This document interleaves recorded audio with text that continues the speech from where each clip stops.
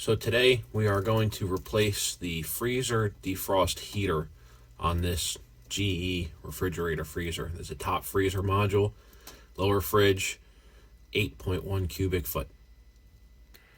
The reason we're replacing the heater is because there's no heat in the fridge. It measures about 55 to 60 degrees. However, the freezer is cool and the evaporator fan is still running. The evaporator is located in the back wall of the freezer, so we need to empty the freezer. These two screws up here for mounting the ice maker, which line up with these two anchors. You don't have to remove them all the way. You can back them out, lift the ice maker off, unplug it. This pigtail for the ice maker plugs in behind this guard, which also will have to come off for replacing the heater and getting to the evaporator coil. It's a little tricky.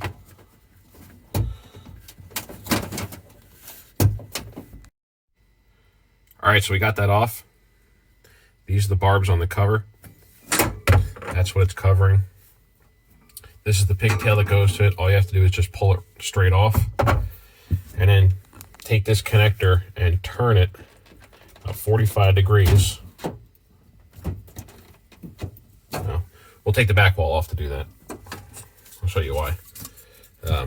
This louvered cover has to come off. Get the ice tray out. All the other parts out.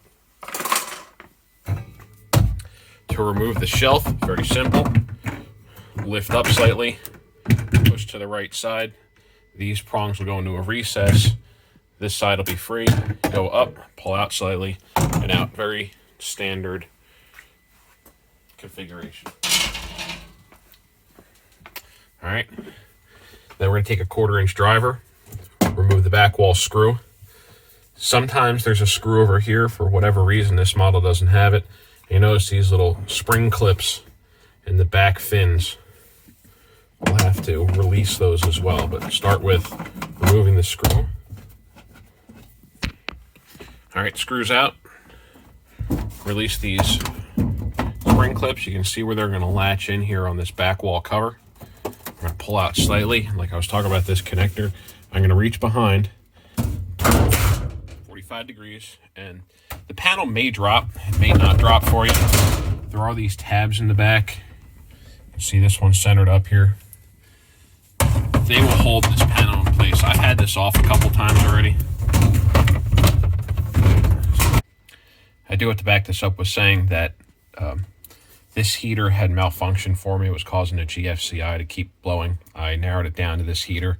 It was a $160 part at the time I looked it up, so I decided to just unplug it, which is this right here. And then I had an issue where the fridge was freezing up. The freezer was freezing up. The evaporator coil was freezing up, and the fridge was not getting any cold air into it. So I realized that if I want to keep this fridge, I do have to replace this part. So you can see the heater is actually this down here. The most common cause of this failing is from vibration during transportation or sudden drop of the fridge for whatever reason. I did pick this fridge up, had a 2-hour drive home on an interstate, so I expect that that was the exact cause of its failure, was that high vibration. You can see in the wiring harness, there's a crimped on female 1/4 inch spade connector in an insulating housing. It's not an insulated connector, it's an insulated housing. The other side of the heater is the male end. This heater is mounted into this galvanized channel with mounts on the back wall. You can see one of the screws, 1/4 inch drive. A couple of the parts that you can see here. All this is the evaporator coil. This is the temperature sensor or thermostat. It is actually close. It is wired into the heater. So this part is cheaper, but I still believe that my failure was this heater based on a lot of things I've read online. Here's our replacement part. Here's our replacement part. Simple heater coil, mounting bracket.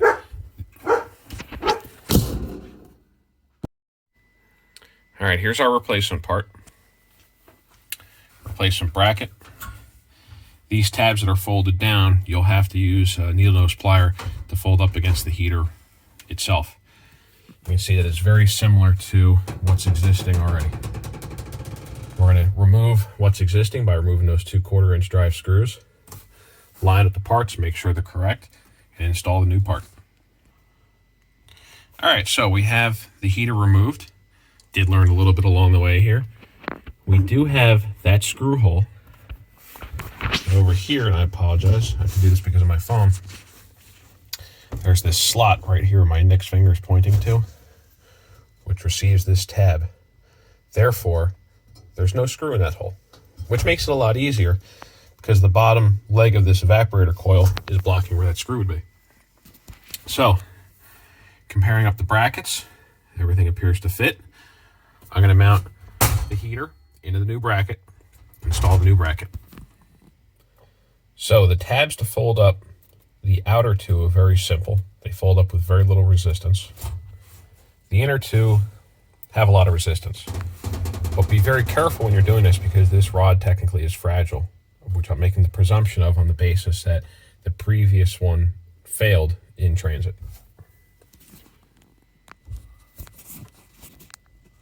Now, trying to squeeze in here to show you what I was talking about with this tab. I apologize, it's a little bit out of focus. But there's the tab and the slot.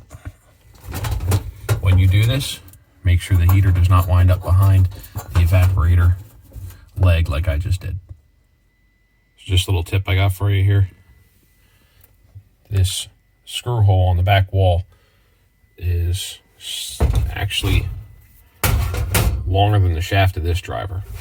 So I'm using this longer 1/4-inch driver, which is not magnetic, which is okay. Most are not magnetic, but it won't hold the screw.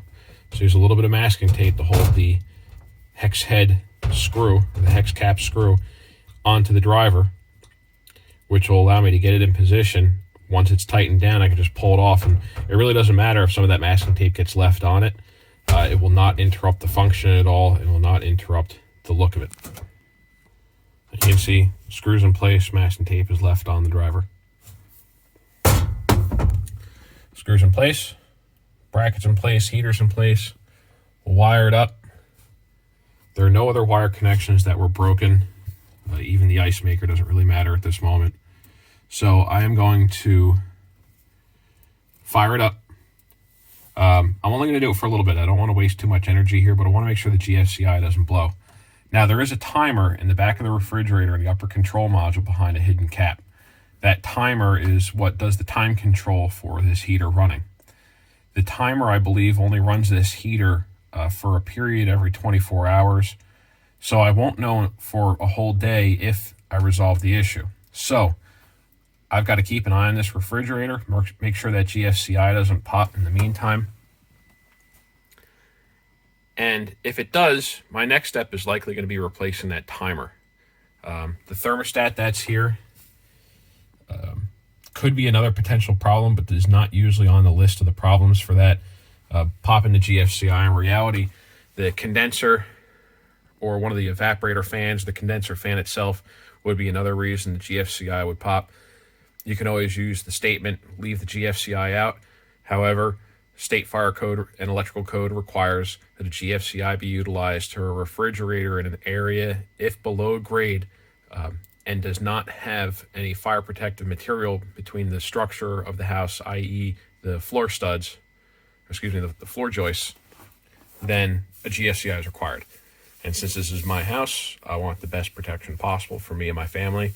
I'll keep that GFCI and I'll keep working on whatever resolves this issue.